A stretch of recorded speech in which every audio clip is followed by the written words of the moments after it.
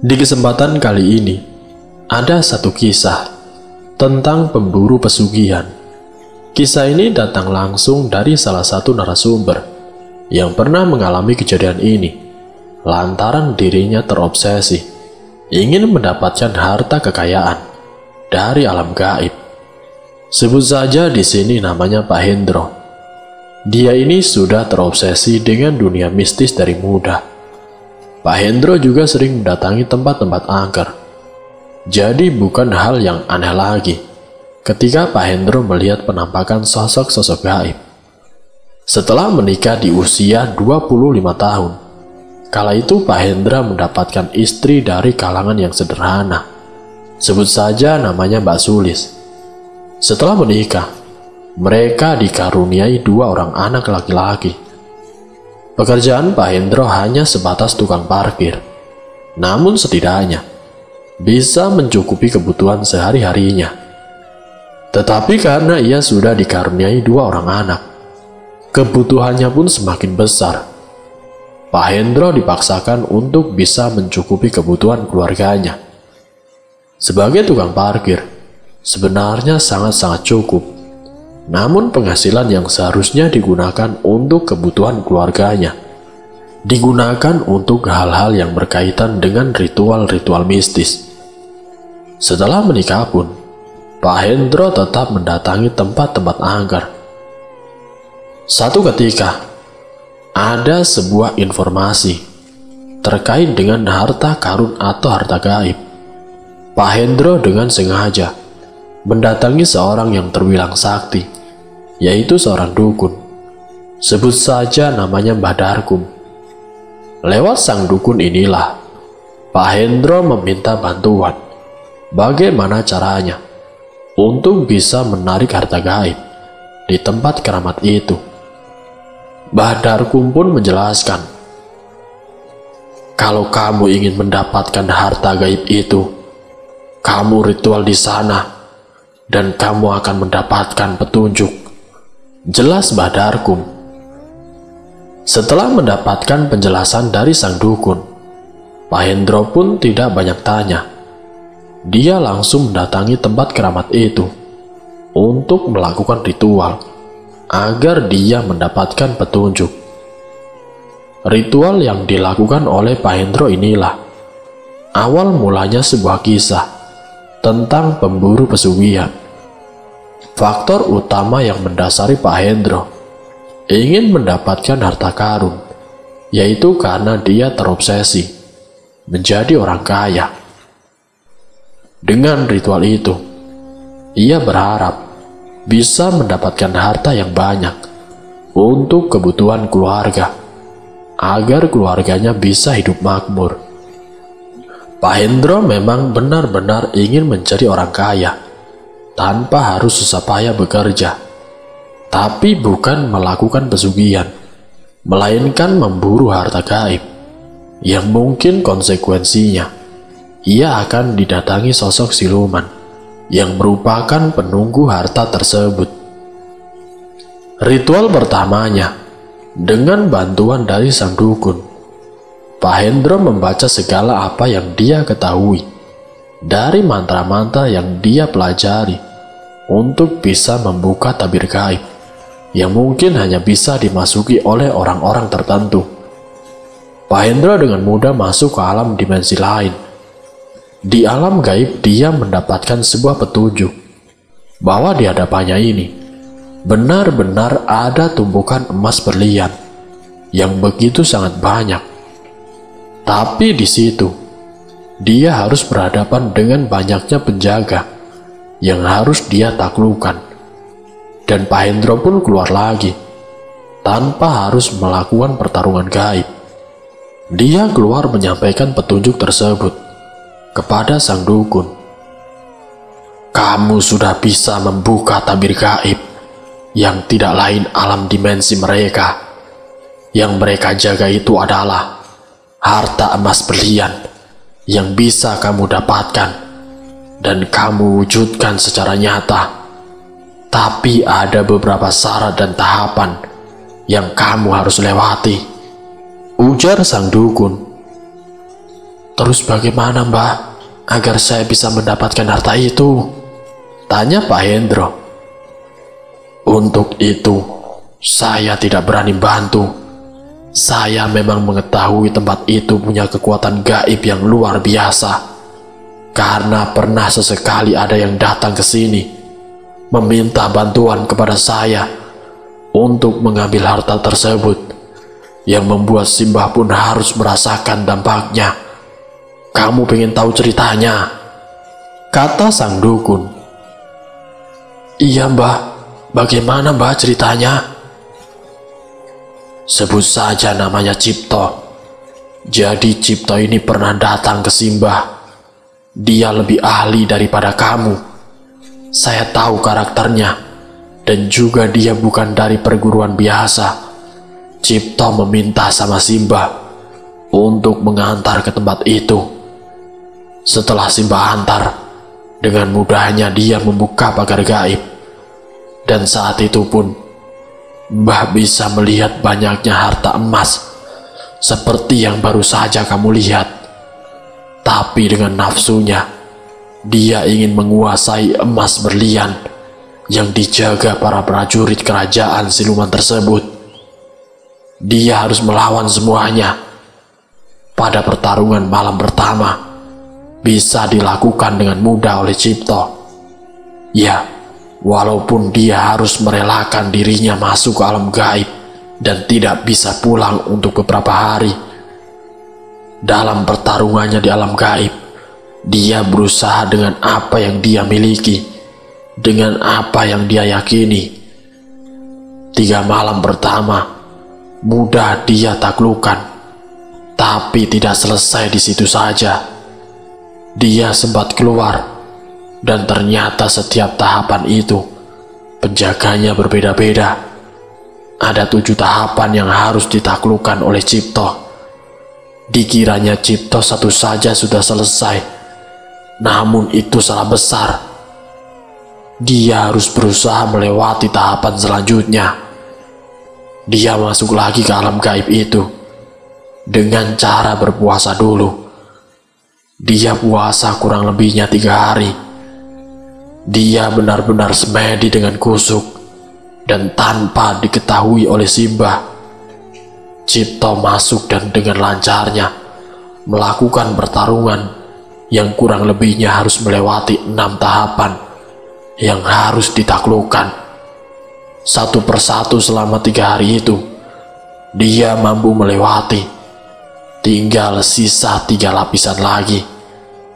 Dengan puasa 3 hari, dia keluar lagi dengan keadaan sadar.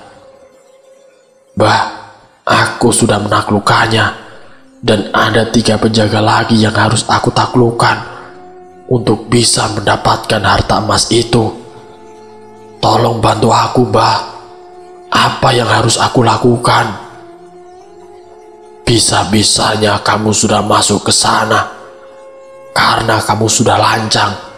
Tanpa sepengetahuanku, kamu sudah masuk ke alam dimensi itu dengan 3 penjaga yang sudah kamu taklukkan.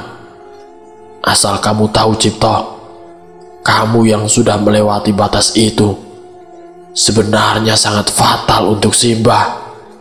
Ketika kamu sedang bertarung di alam gaib, Simbah ini kedatangan sang raja yang sangat mengerikan. Jangan kau bantu Cipto. Jangan kau bantu manusia itu. Dia serakah, dan dia hanya akan memanfaatkan kamu. Karena itulah, badanku sakit semua. Aku tidak akan membantumu lagi, karena kamu sudah lancang. Teruskan sendiri. Aku tidak akan membantumu. Loh, kenapa, Mbah? Tanya Pak Hendro. Karena setelah dia masuk tanpa sepengetahuanku, sang raja mendatangiku, dan dia mengancam akan membunuh seluruh keturunanku. Semua terserah kamu. Kalau kamu mampu mengambil ya syukur. Tapi kalau kamu tidak mampu, jangan salahkan Simbah. Simbah tidak bisa membantumu. karena Simbah masih ingin menikmati hidup dengan garis keturunanku. Pak Hendro yang mendengar cerita itu hanya menganggukkan kepala. Lalu Simbah melanjutkan ceritanya. Cipto pun memutuskan untuk berpuasa, kurang lebihnya hampir 7 hari.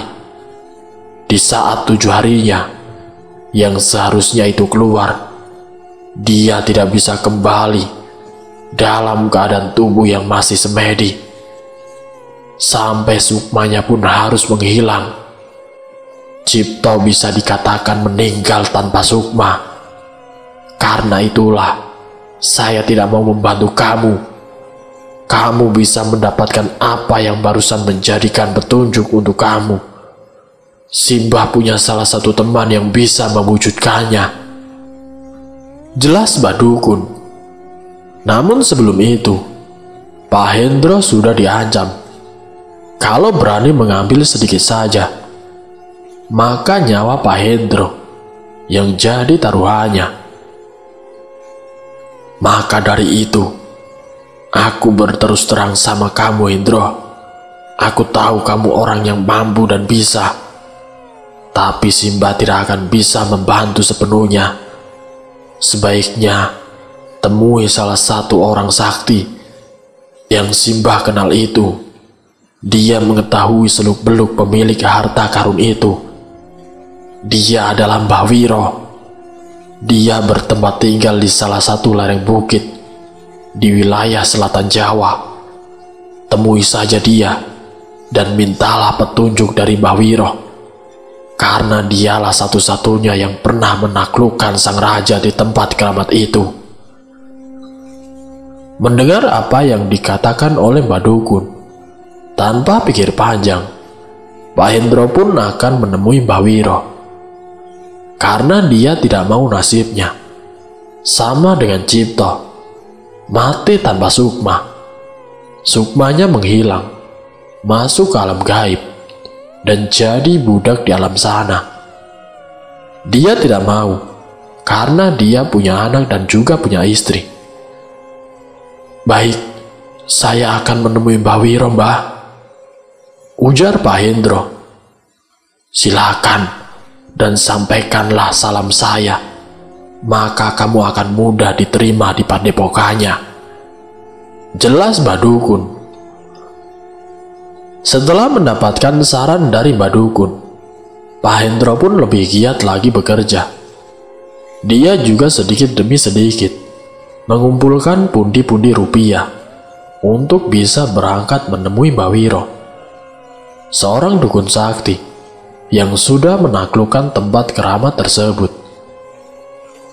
Setelah apa yang dikumpulkan sudah terasa cukup, walaupun setiap harinya berselisih dengan istrinya, karena penghasilan yang didapat tidak cukup untuk mencukupi kebutuhan keluarganya, yang seharusnya Pak Hendro memberikan semua penghasilannya untuk anak dan juga istrinya.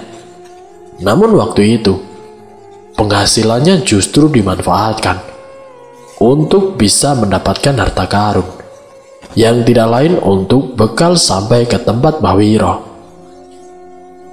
Setelah Pak Hendro sudah mendapatkan uang yang dikira sudah cukup untuk bisa sampai ke tempat Mbah Wiro, di keesokan harinya, tanpa seizin istrinya, Pak Hendro berangkat dengan menitipkan sebagian uang untuk Sulis dan juga kedua anaknya.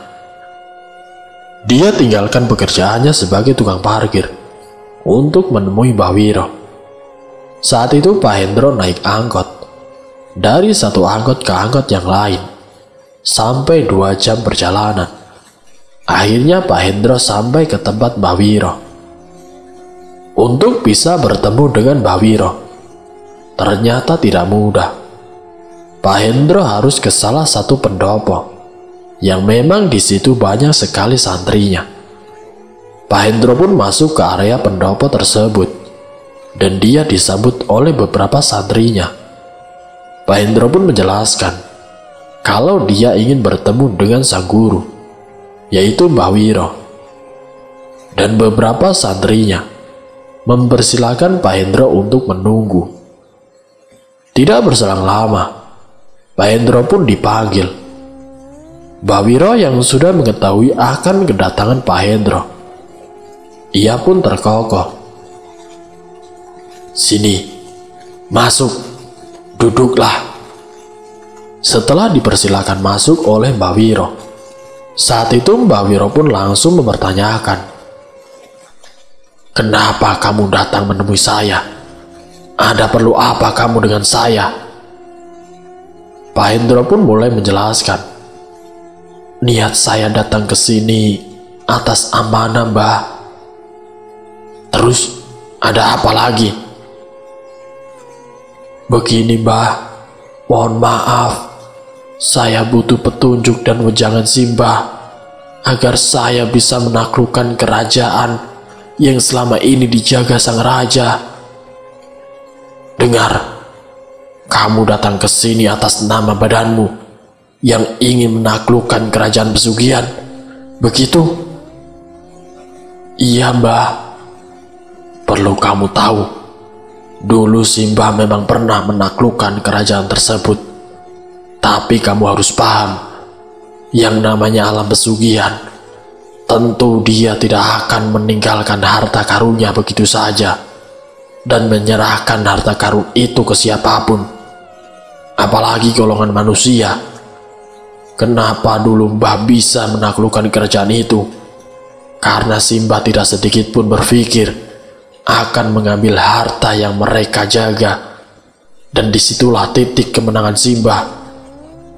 Entah dari mana waktu itu, tiba-tiba Mbah bisa masuk ke alam dimensi mereka, yang secara tidak langsung mereka menginginkan untuk menjadi salah satu penggawa di kerajaan tersebut, sehingga Mbah ditarik dan diminta untuk menjaga salah satu harta mereka.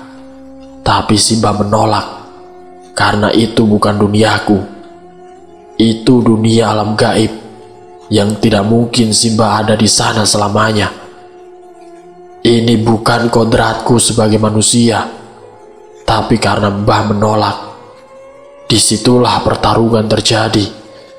Mbah bertarung dengan para prajurit. Simbah tidak sengaja waktu itu bertarung di tempat keramat, karena Simbah memang didatangi sosok rajanya langsung, dan raja itu memaksa Simbah untuk menjadi pengikutnya dan menjadi penjaga harta itu. Saat itu Simbah punya murid yang sama sepertimu, dan Mbah menjelaskan kepada mereka, jangan pernah mengusik kerajaan apapun jika kamu tidak ingin diusik oleh mereka.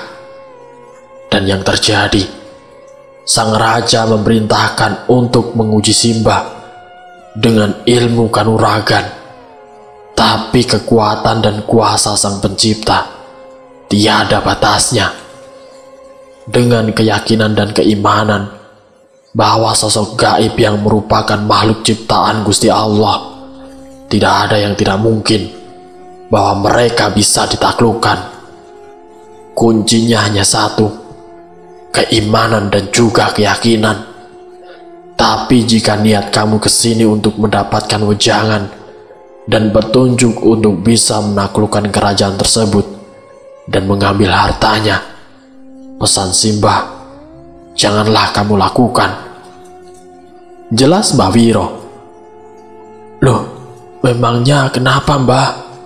Saya kesini untuk mendapatkan petunjuk dan cara agar bisa mendapatkan harta itu, Mbah," ujar Pak Hendro. "Jika hatimu sudah dipenuhi dengan nafsu duniawi, maka kamu akan diperbudak oleh dunia. Jika niatmu memang benar ingin menguasai harta itu, sekali lagi, Simbah tidak bisa membantumu. Carilah orang sakti yang lain." "Terus, saya harus mencari di mana, Mbah?" "Saya tidak bisa ngasih tahu. Kamu ini masih muda. Carilah sesuatu yang halal.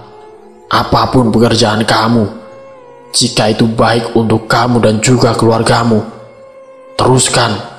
ikhtiarkan dengan doamu. Senantiasa itu akan menjadikan berkah dari apa yang kamu dapatkan. Kamu harus tahu, kamu itu lelaki, dan kamu tentunya punya istri dan anak. Yang harus kamu lakukan yaitu pertahankan keharmonisan keluargamu. Kamu jaga pernikahan kamu agar menjadi keluarga yang sakinah mawaddah warohmah, keluarga yang selalu diberkahi dengan kedamaian, keharmonisan, dan juga rahmat dari Sang Pencipta. Pak Hendro yang mendapatkan wejangan dari Mbah Wiro, hatinya menolak mendapatkan wejangan itu. Di dalam pikirannya Pak Hendro waktu itu, dia begitu muak mendengarkan apa yang dikatakan Mbah Wiro. Pak Hendro ini meminta cara maupun petunjuk agar bisa menguasai harta karun di tempat keramat itu, bukan wejangan tentang hidup. Lalu kemudian Pak Hendro pun memutuskan untuk mengakhiri perbincangan dengan Mbah Wiro. Kalau seperti ini jawaban dari Simbah, saya terima kasih banyak, Mbah. Saya salut sama Simbah yang ternyata memang bukan orang yang sebenarnya aku harapkan. Aku berharap datang ke sini agar aku mendapatkan cara untuk menaklukkan sang raja dan bisa menguasai harta itu. Tapi nyatanya Simbah tidak bisa membantuku untuk hal itu. Kalau begitu, saya permisi, ujar Pak Hendro. Silahkan nak, tapi pesan Simbah, jangan pernah terbuai hawa nafsu dunia lewat harta gaib, ujar Mbah Wiro. Singkat ceritanya, beberapa hari setelah menemui Mbah Wiro dan juga Mbah Darkum, Pak Hendro harus menelan kekecewaan yang begitu luar biasa. Pak Hendro pun malas untuk bekerja kembali sebagai tukang parkir. Alhasil istrinya pun setiap hari marah-marah karena kebutuhan untuk kedua anaknya dan juga kebutuhan keluarganya tidak terpenuhi. Pak Hendro sendiri yang waktu itu benar-benar sudah tidak punya harapan untuk bisa mendapatkan harta itu, sampai dia berpikir keras. Dan di sisi lain hampir 1 minggu di rumah ribut terus dengan istrinya. Bahkan istri dan juga kedua anaknya kini meninggalkan Pak Hendro karena Pak Hendro sudah tidak menafkahi keluarganya, dan istrinya sudah tidak sanggup menghadapi kelakuan Pak Hendro yang sudah melupakan tanggung jawabnya sebagai keluarga. Karena Pak Hendro yang sudah terobsesi terhadap harta gaib. Namun walaupun sudah begitu, Pak Hendro tetap mencari informasi dari beberapa teman-temannya sembari bekerja sebagai tukang parkir. Setelah kurang lebihnya hampir 3 bulan, Pak Hendro hidup tanpa istri dan juga kedua anaknya. Ia benar-benar meninggalkan tanggung jawabnya sebagai kepala keluarga. Sampai akhirnya ia bertemu dengan salah satu orang yang memberitahu bahwa ada seorang dukun yang sakti mandraguna yang bakal mewujudkan apapun yang dia inginkan. Sebut saja namanya adalah Teguh. Dari Teguh inilah Pak Hendro menggali informasi untuk tahu bagaimana caranya agar bisa bertemu dengan dukun tersebut, yang menurut Teguh itu orangnya sangat sakti.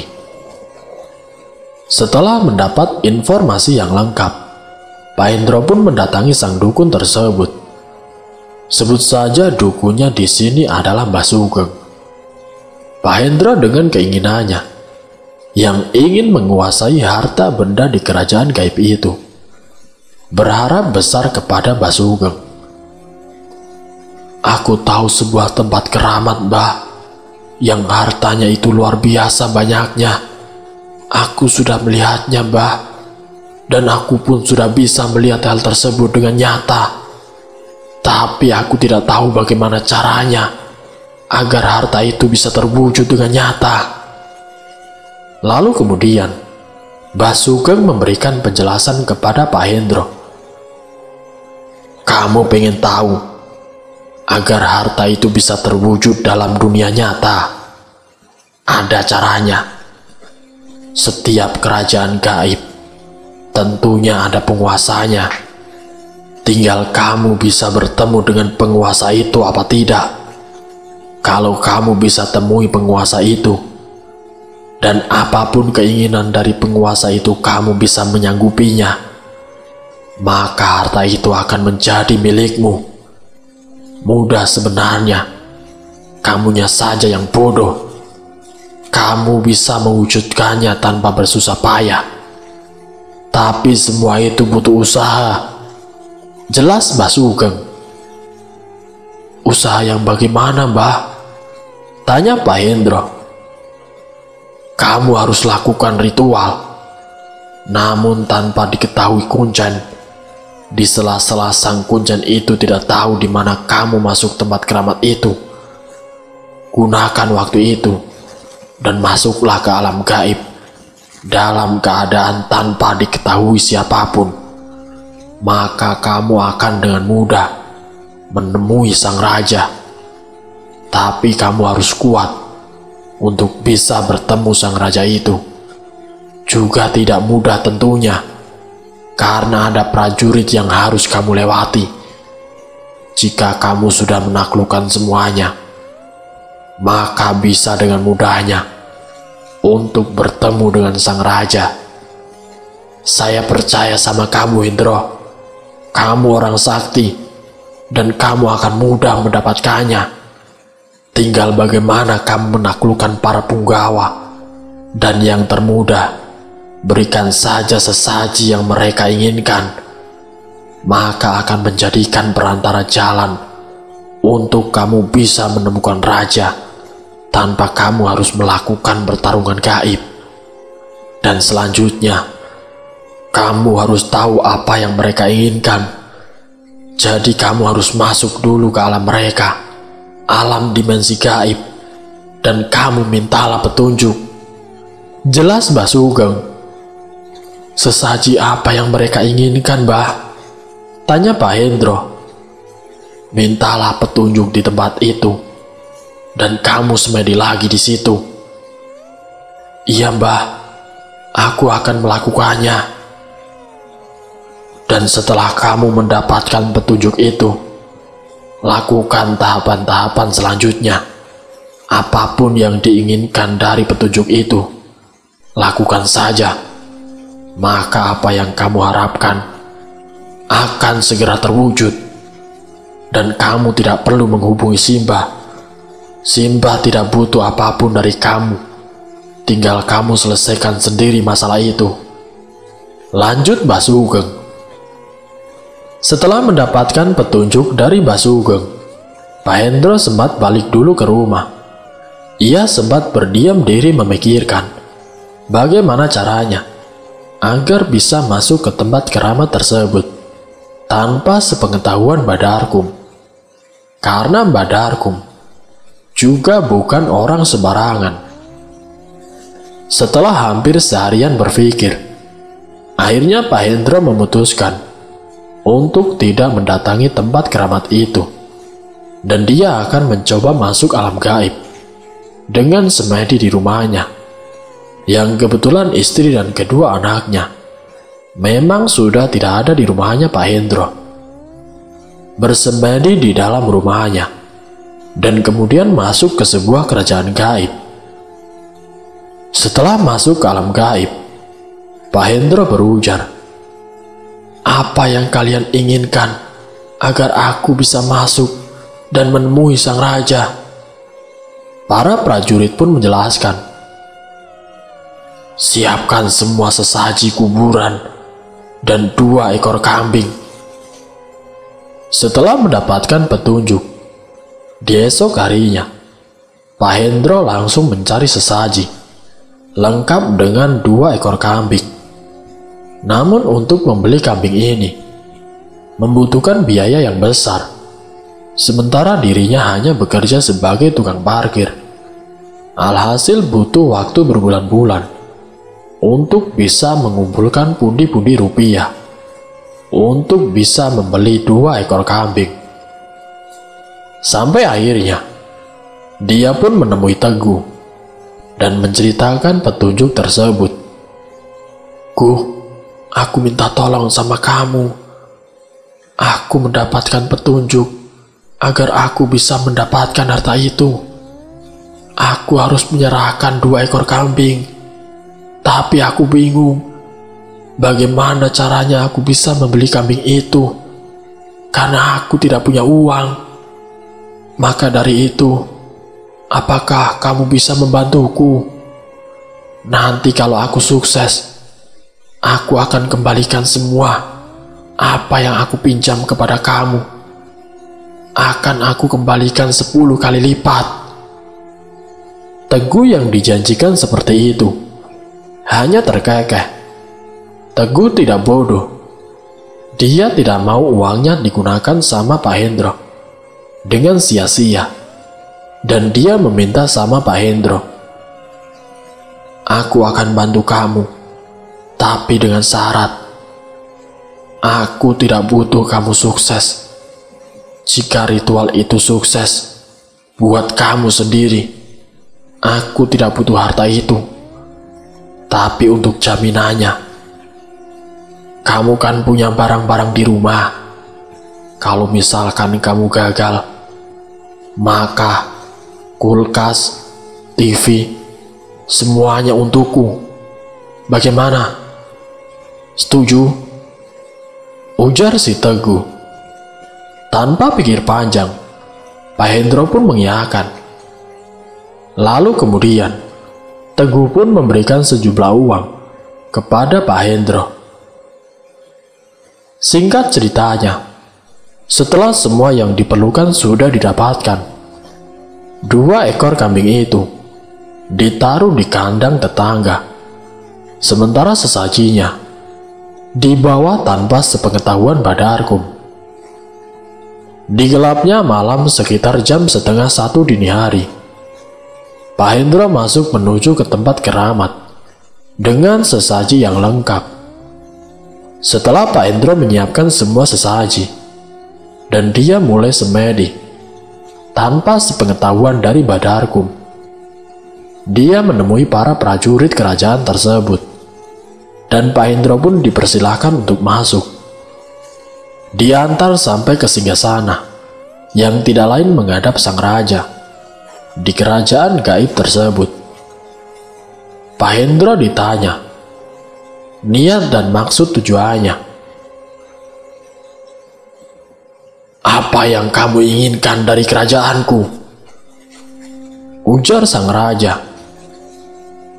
"Aku ingin harta emas yang engkau miliki, Raja," jawab Pak Hendro dengan gemetar. "Aku akan berikan, tapi serahkan 2 ekor kambing untukku. Nanti aku akan menyerahkan hartaku," ujar sang raja. "Aku sudah menyiapkan, Raja." "Baiklah. Setelah kamu keluar dari sini, potong kedua kambing itu dan kamu bawa darahnya ke tempatku. Maka kamu akan bisa mengambil harta itu." "Hanya darahnya saja, Raja?" tanya Pak Hendro. "Ya, kembalilah dan cepat bawa darahnya ke sini." Setelah komunikasi dengan sang raja, Pak Hendro keluar dengan dikawal oleh para prajurit. Ia pun kembali ke dunia nyata dan tersadar dari semedinya. Pak Hendro pun langsung kembali ke rumah sekitar jam 4 dini hari. Dia mengetuk rumah tetangganya yang merupakan pemilik kandang kambing, yang dimana kambing milik Pak Hendro telah dititipkan di sana. Sebelum subuh, Pak Hendro meminta sama si pemilik kandang itu untuk mengeluarkan 2 ekor kambing yang dititipkan Pak Hendro. Dan si pemilik kandang pun tidak keberatan. Dan orang itu sempat menanyakan, "Kok pagi sekali, Pak Hendro?" "Iya, saya ada perlu, Pak. Kambing ini harus saya bawa ke kota. Makanya pagi-pagi harus sampai ke pasar." Itu alasan dari Pak Hendro. Dan si tetangga pun sempat menanyakan lagi, "Sekarang usahanya ganti jadi juragan kambing, Pak?" Tanya tetangganya. "Ya begitulah, Pak. Lagi coba cari usaha yang lain," jawab Pak Hendro. 2 ekor kambing dikeluarkan dan dibawa ke dalam rumahnya. Kambing itu kakinya diikat satu persatu. Setelah kedua kambing itu sudah terikat, Pak Hendro mengambil golok, lalu mengasahnya. Saat mengasah golok itu, terdengar azan subuh dari masjid terdekat. Pak Hendro pun berhenti sebentar sembari menunggu azan selesai. Namun di sela-sela azan berkumandang, tiba-tiba bayangan wajah sang anak muncul di pikiran Pak Hendro. Setelah azan subuh selesai, Pak Hendro kembali mengasah sampai benar-benar tajam. Dan ketika golok itu dilihat, wajah sang anak tiba-tiba muncul. Kemunculan wajah anaknya benar-benar tidak wajar. Pak Hendro yang juga ahli kebatinan, ia langsung semedi. Namun sebelum itu, Pak Hendro sempat mengambil air wudhu. Kemudian dia masuk ke dalam kamarnya dan segera bersemedi.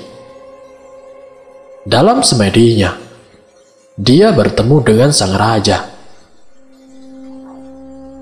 "Serahkan 2 anakmu secepatnya, maka kamu akan bisa mengambil harta itu. Dan aku akan serahkan harta itu sekarang juga." Pak Hendro pun dibuat terkejut dengan kehadiran sang raja yang secara langsung menemuinya dan meminta kedua anaknya. "Aku tidak mau kalau aku harus menyerahkan kedua anakku. Aku tidak akan membunuh kedua anakku sendiri." Saat itu juga, Pak Hendro langsung menutup meditasinya. Dia keluar dari alam gaib dan kembali di alam nyata. Sampai Pak Hendro mengucapkan istighfar beberapa kali.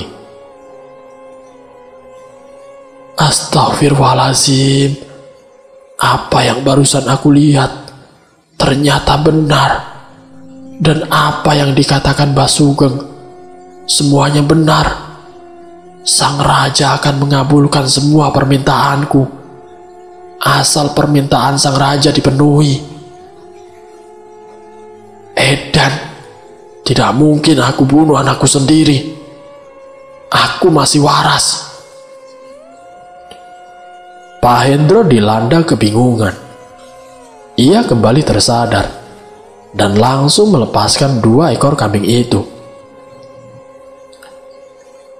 Di pagi harinya, dia pun langsung menuju ke rumah sang istri untuk memastikan kedua anaknya baik-baik saja. Sekitar jam 5:30 pagi, Pak Hendro sampai di rumah mertuanya.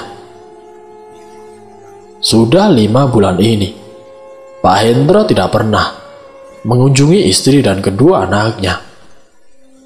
Ketika pintu diketuk dan dibuka oleh sang istri. "Ada apa, Mas? Kenapa sampean datang ke sini? Apa kamu masih ingat saya dan juga anak-anak?" Bukan salam yang didapat, tapi sebuah teguran yang sangat keras dan tamparan yang sangat keras. Aku hanya ingin memastikan kalau anak-anak baik-baik saja, kata Pak Hendro. Aku juga minta maaf karena aku terhasut akan keinginan untuk aku bisa mendapatkan harta benda yang ada di kerajaan gaib. Dan aku sudah mendapatkan petunjuk. Ternyata kedua anak kita yang akan diminta oleh Raja Pesugihan. Maka dari itu, aku meminta tolong sama kamu. Izinkan aku melihat kedua anakku, lanjut Pak Hendro.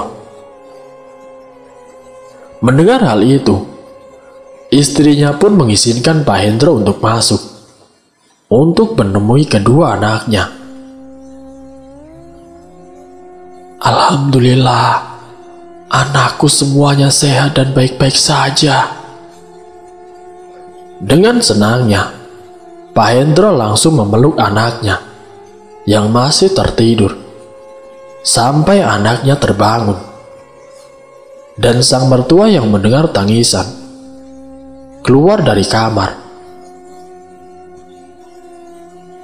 Loh, Nah Hendro, dari mana saja? Kenapa baru ke sini?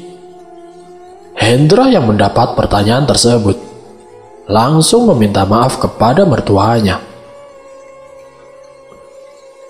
Maafkan saya, Pak, Bu. Sementara sang mertua hanya tersenyum karena sudah tahu kalau Pak Hendro ini mempunyai keinginan untuk mendapatkan harta benda dari alam gaib. Ibu dan bapak sudah tahu semuanya. Sekarang bagaimana? Apakah kamu sudah mendapatkan harta itu? Tanya mertuanya. Aku menyesal, Pak, Bu. Harta itu tidak bisa aku dapatkan. Justru kedua anakku ini yang diminta untuk ditukarkan dengan harta itu. Tapi aku menolaknya. Jadi, kedatangan kamu ke sini ingin memastikan kedua anakmu selamat? Iya, Pak, Bu. Sekarang kamu lihat, kedua anakmu baik-baik saja. Iya, Pak. Alhamdulillah. Aku sangat menyesal sekali. Sudahlah, apapun yang sudah terjadi, biarlah. Ini sebuah pengalaman hidup untuk kamu. Sekarang pesan bapak dan ibu untuk kamu. Kamu benahi keluarga kamu. Didik Sulis. Didik anak-anakmu ke jalan yang benar. Bapak sudah terima keadaan kamu dari dulu. Jadi tukang parkir itu tidak salah kok.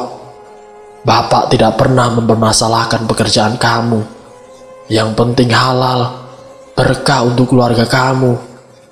Kembalilah ke jalan yang benar. Masalah kamu dulu seorang pelaku spiritual, itu adalah pengalaman hidup kamu.